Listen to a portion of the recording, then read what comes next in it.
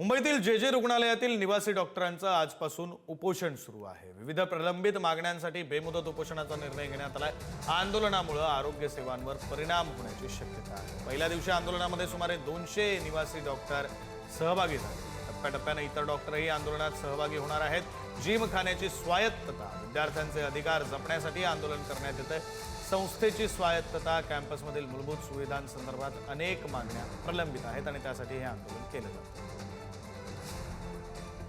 रुग्णालय परिसरात एकंदरीत जर पाहायला गेलं तर निवासी डॉक्टरांचं जे आंदोलन आहे ते सुरू असलेलं आपल्याला पाहायला मिळते। खरं तर वेगवेगळ्या मागण्या आहेत, त्यापैकी प्रमुख मागणी म्हणजे जिमखान्याची जी जागा आहे ती खरं तर वेगळी कमिटी करून लाटण्याचा प्रयत्न जो आहे तो केला जात असल्याचा आरोप संपूर्ण विद्यार्थी जे आहेत, निवासी डॉक्टर जे आहेत ते करत असलेले आपल्याला पाहायला मिळतात। जे माल संघटना आहे ती सुद्धा यामध्ये सामील आहे। एकूण 200 विद्यार्थी जे आहेत ते यामध्ये असलेले आपल्याला पाहायला मिळते। नेमकी कारणं काय, त्यांच्या मागण्या काय आहेत हे आपण जाणून घेणार आहोत।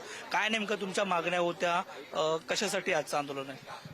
सर ॲक्च्युली जो आमचा जिमखाना आहे तो आधी विद्यार्थी आणि कॉलेज प्रशासन कंट्रोल करायचं, परंतु मागच्या 7-8 महिन्यांपासून एक नवीन GR निघाला। त्याच्यामध्ये असं करण्यात आलं की हा जो जिमखाना आहे तो आता हायर ऑथॉरिटीज कंट्रोल करतील। तर त्या गोष्टीवर आमचा मुख्य आक्षेप होता की आता जे स्टुडंट लेवलला जे जिमखान्याची रिक्वायरमेंट असते, जिमखाना म्हणजे सांस्कृतिक असेल किंवा कल्चरल असेल किंवा बाकी अजून स्पोर्ट ऍक्टिव्हिटीजसाठी जे आपल्याला गरज लागत असते जिमखान्याची, त्याच्यासाठी आपण हायर ऑथॉरिटीजवर प्रत्येक वेळेस नाही जाऊ शकत। हा आमचा मेन कन्सर्न होता।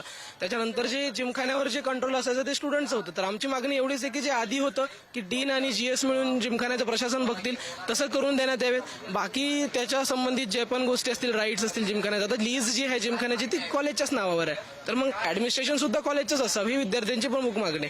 अजून ज्या बाकीचे जे मुद्दे आहेत जसं की कॉलेजमध्ये सिक्युरिटी झालं किंवा बाकी हे मुद्दे तर आहेतच, परंतु सगळ्यांचा जो मेन कन्सर्न आहे तो हाच आहे की आपला जिमखाना जो एवढा 100 वर्षांचं मुलांची जी लिगसी आहे ते कुठंतरी आता 4-5 महिन्यांमध्ये हरवत चाललंय। म्हणून सगळे मुलं एवढे आक्रमक झालेले आहेत।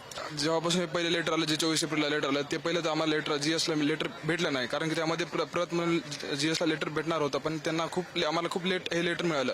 नंतर आम्ही खूप सारे प्रयत्न केले, खूप सारे पत्रव्यवहार केले, खूप सारे म्हणजे मीटिंग करायचा प्रयत्न केला, आमच्यासोबत हे झालं, पण आम्हाला अजून असं जे आम्हाला हवा आहे तो आम्हाला भेटलेला नाही त्याचा निष्कर्ष। म्हणून आम्ही शेवटची जी म्हणून आम्ही करत आहोत उपोषण। थोडं स्नेहल सोबत नंदकिशोर गावडे, पुढारी न्यूज, मुंबई।